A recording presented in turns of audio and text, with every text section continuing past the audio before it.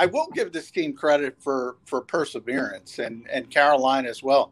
They played awful in Carolina. They hung in. They found a way to make a few plays and won the game. They did the same thing here, but they weren't able to win the game. It felt like a blowout. It wasn't.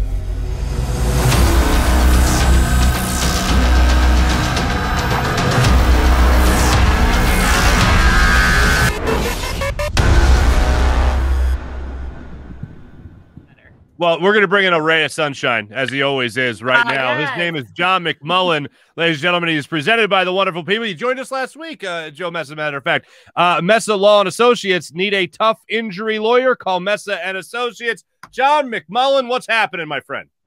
Hey, what's up? I feel you guys always say I'm negative. I feel after losses, I'm less negative than everybody else. I never said you were negative. Never. I'm more negative. So I think it evens out. Okay. Fair enough. John, overall message after this game was what from the Eagles press conferences and locker room? It's a good question. I try to figure out, I look at this final score, 28-22, and I'm like, how the heck is this 28-22? Because that's what, I will give this team credit for perseverance and Carolina as well. They played awful in Carolina. They hung in. They found a way to make a few plays and won the game. They did the same thing here. But they weren't able to win the game. It felt like a blowout. It was a blowout at one point, 28-7. And obviously, if Tampa Bay wanted to punch it in at the end, they probably could have. And they shouldn't have gone for the fourth down. They should have punted it. The game probably would have been over there. But you look up at the scoreboard and say, wow, if they get one stop, they had a chance to win this game. And I have no idea. So that's the positive part. The negative part is everything else. I from an individual standpoint, I don't know how you look at anybody in this game and said, oh, this guy played well. I heard you, Mark, talking about, you're right. They ran a rub route perfectly from Devontae Smith, other than Zach Ertz, who obviously had the touchdown. Obviously he's the best route runner on this team. But Devontae's the only receiver who could evidently run a rub route correctly, and he's a rookie. Jalen Reagor, he's become Torrey Smith. The only thing he gives you is pass interferences down the field. At one point, wow, Jalen Reagor had 95 yards in pass interference penalties. He didn't have a catch. He had 2 drops, and he had more yardage on pass interference than the offense had. When he got that second one, he was slightly ahead of the offense of total. And then here's my favorite stat. I got to pull it up. Defensively, the Eagles had 78 tackles in the game. Tampa Bay had 37 because they were on the field for 2/3 of the game. And somehow I look up and it's 28-22. So I don't know. They're plucky. I give them that. They're a plucky team. They were not in this game. Nick Sirianni was obviously disappointed. I asked him flat out, and I was stunned that he said yes. I said, "Is too much of this offense unscripted? Do you need something more foundational to this offense?" He admitted, yeah. Too much of it, because if you think about it, wow. When you have unscripted plays, they're great, but you can't count on them. Forget about week to week, quarter to quarter, drive to drive. You can't count on them. You have to be able to do certain things in an NFL offense to win consistently. And the Eagles can't do that right now. I can't even get to the defense because the offense is just so bad. Hey, John, I thought it was a telling tale when Mailata said in his press conference that it seemed like Tampa Bay knew what we were doing and we waited too long to adjust to it. Well, isn't that what football is? Points, counterpoints. And for some reason, this offensive play caller, oh, by the way, who's also your head coach, continues to wait just a little bit too long to counter what a defense is throwing at him? Yeah, I mean, I agree with that sentiment, but I've said this to me is like a big, giant philosophical discussion because I think you have a head coach who's trying to win games, obviously, and he's trying to mask the deficiencies of a young quarterback. You can go back to Nick Sirianni and Frank Reich with Phillip Rivers in Indianapolis. They didn't run this offense. Everything is bubble screen, swing pass, screen, Right. and another screen. And it gets kind of ugly, RPO driven. We've talked about that. They don't run the football. They finally had a little bit of success later in the game. It's very college oriented. And I heard you, Derek, saying about people on social media saying Jeffrey Lurie should sell his team and blah, blah, blah. I mean, Jeffrey Lurie's been a very successful owner. People forget what the Eagles were before he owned them. But he doesn't want this offense. He doesn't. So people can have that discussion whether Jalen Hurts is an NFL quarterback. Guess what? He's already proven he's an NFL quarterback. He's certainly one of the best 32 quarterbacks in the world.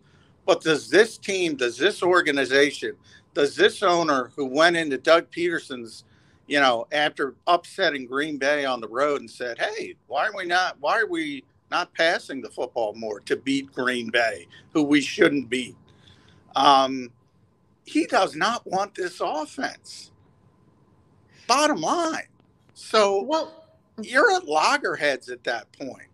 Either Jalen Hurts develops to where he can sit in the pocket and throw the football consistently down the field, or you got to look for another quarterback. Simple as that. John, that was going to be my question for you, because I saw you said that Jeffrey Lurie doesn't want this type of offense. Obviously, Jalen Hurts is getting tons of negative feedback after tonight. But, I mean, what kind of offense, if Jeffrey Lurie wasn't involved, what kind of offense would Jalen Hurts thrive in? And is it possible to achieve with this current Eagles offense under Nick Sirianni? Well, I think this is the offense he would thrive in, and you've seen him put up some pretty big numbers at times. Now, it hasn't been great this week at all. It's only been 4 days. But if you look at his numbers overall, they're pretty good. And he would continue to grow in this type of offense, and he would continue to get better if you went all in and said, okay, we're going to build our offense around what this kid does well. You can do that. And maybe somebody like Lamar Jackson, because he's such a sort of generational athlete, maybe Jeffrey Lurie would rethink his position. But he wants to be Kansas City. He wants to be Dallas. He wants to be Tampa Bay. He wants to be Tampa Bay. He wants to be able to just go up and down the field at will, throw the football at any time, have playmakers all over the place. That's what he thinks you need to have to be successful consistently in the NFL. It's easier said than done, obviously. I don't disagree with him. It's the margin of error. You could win a lot of different ways, but the margin of error gets smaller if you try to play the way the Eagles are trying to play. And he doesn't like it. And I don't think he's ever going to like it. So basically, the coach has been put in a bad situation because he's come into a situation where he doesn't have the talent. He decided to get his first head coaching job in a transitional hurricane, so to speak, in a lot of ways. And he has to be diplomatic because not only is the fan base and the media in this region listening to everything that he says, but also, let's say it doesn't work out here in a couple of years. It could affect his job status somewhere else in the league. So he's been given, I don't want to use the word a mess, but it's basically disjointed right now. And I think both him and Gannon are saying all the right things without incriminating anybody. No, I agree. It's a really difficult situation, and you've covered this league for a long time, D Gun. So when GMs, forget about the owner, but you talk about GMs and coaches. They're on the same page when you're a contender.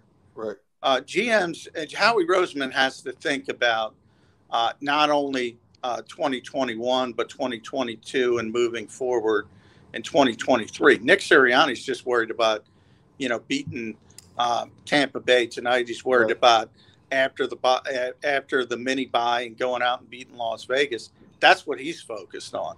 So they're not on the same page, and you're never on the same page until you're a contender. And then everybody's fighting for the same thing in the championship. So right now you have Nick Sirianni trying to build an offense around a quarterback he has. And I think he's built it around the quarterback he has. I think that's a strength, believe it or not, of him as a coach. And he's pointed to this pretty consistently.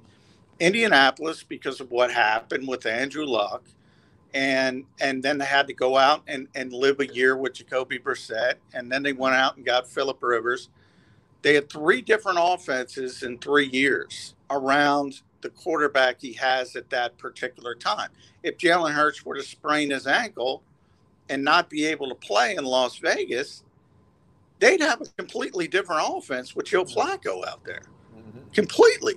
It would be play action, like you saw from Tom Brady, and the big statuesque pocket quarterback. It would be completely different.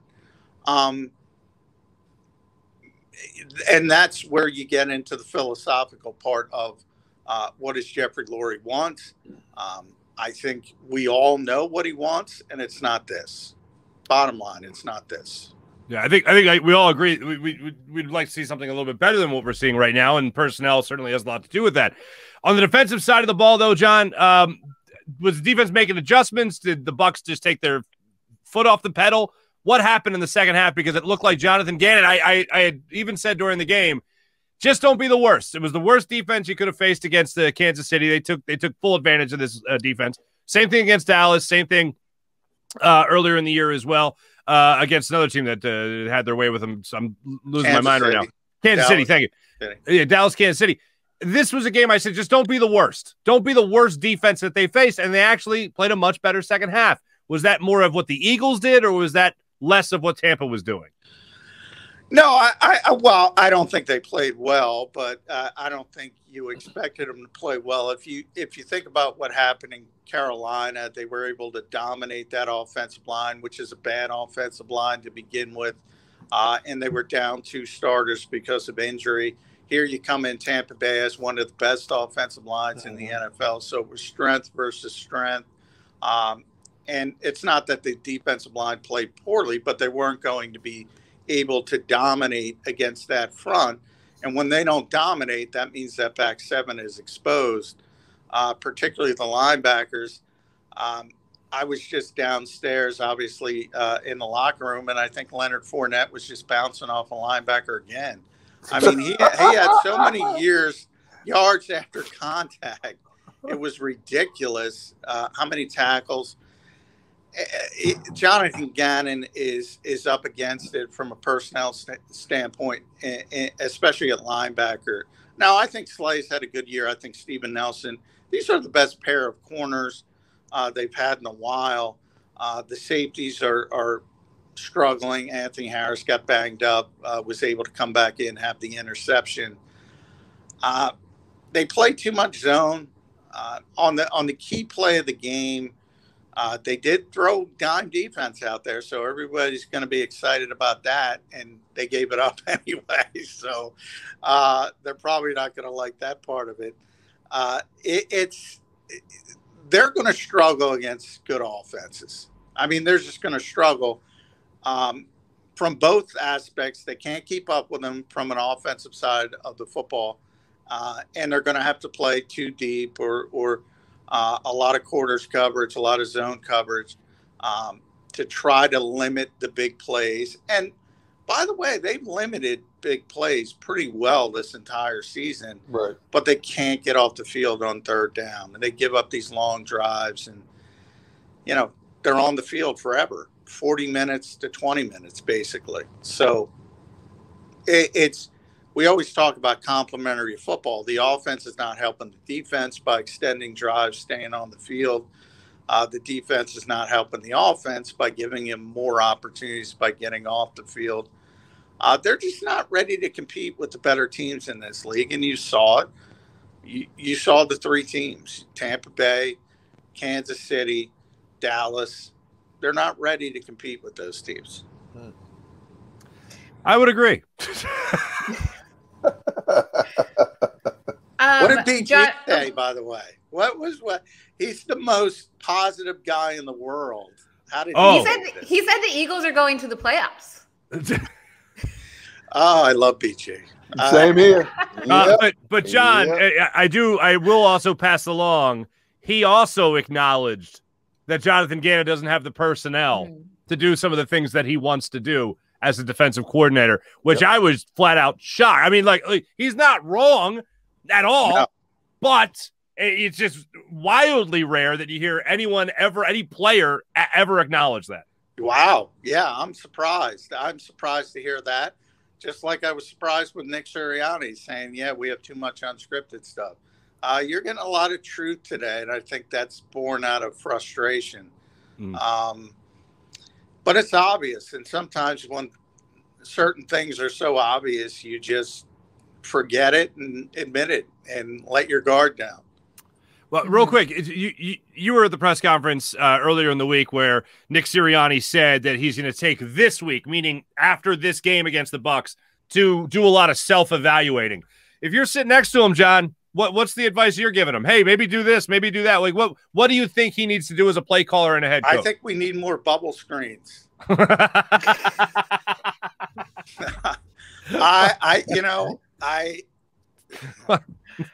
It's interesting. I do not criticize Nick Sirianni for the offense he has built around this particular quarterback.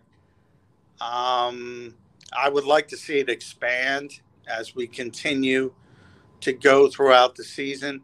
But you saw some of the accuracy issues when they're trying to throw the ball in a conventional fashion. Look at the other side of the football. Look at the play action.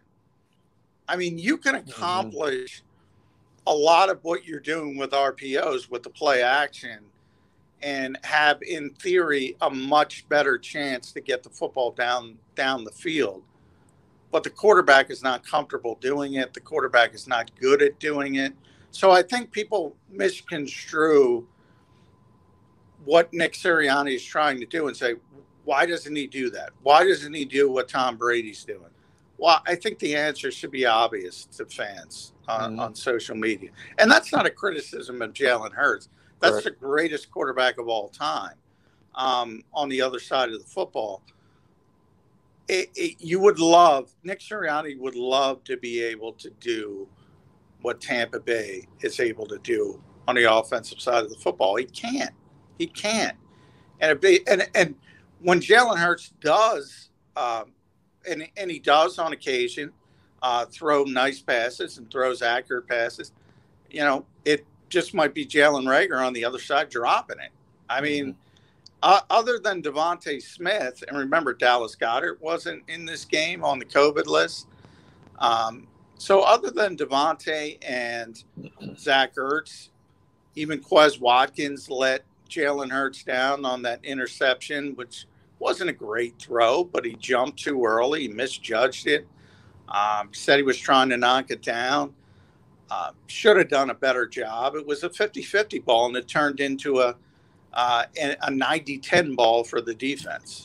When we were talking to Brandon Graham, he also he didn't fully blame it, but he did mention the offensive line, guys being out, obviously being a factor in the lack of run game. But I know we touched on this last week, but having 2 games under our belt with these musical chairs on our O-line, do you think the Mailata switch to the right side is still working?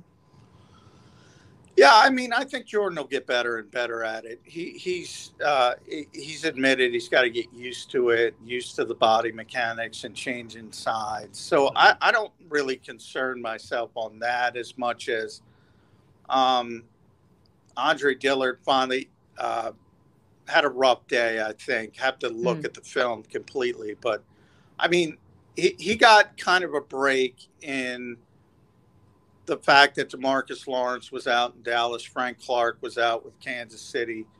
But then he played pretty well against a good player in Brian Burns in Carolina. I thought Shaq Barrett gave him a lot of headaches, JPP, and they flip those guys, and they do a lot of different things. And Jalen Hurts did an amazing job. I think they only had 2 sacks. They should have had about 8 sacks. That's what I said. Absolutely. Yeah. I mean, they were just all over him pretty consistently. I don't think Andre played well today, but that's a really good front. That's a really good defensive front. Anybody who watched the Super Bowl knows how good Shaq Barrett is. So I think they're putting their best 5 they have available. I think the hope is Lane Johnson will return at some point, and they can put him at right tackle and put Jordan back at left tackle. But until that happens, if it happens, I think this is their best case scenario. And by the way, you saw it in Carolina last week. I just said, I mean, they lost 2 starters and they were just devastated. The Eagles at least are able to put some competency out there, and I think Jeff Stoutland deserves a lot of credit for that. John, what are you doing Sunday? Good question. I'm going to see the new James Bond movie on Saturday. Oh, I will probably just watch football without the stress of having to cover football on Sunday. Understood. Well, good fun for you. Nobody's earned it more than you, my friend. John McMullen, thanks so much for joining us as always, man. All right, thank you. Thank you. John McMullen joining us right there from the stadium, presented by Mesa Law and Associates. Need a tough injury lawyer, call Mesa and Associates. More live post-game show when we return.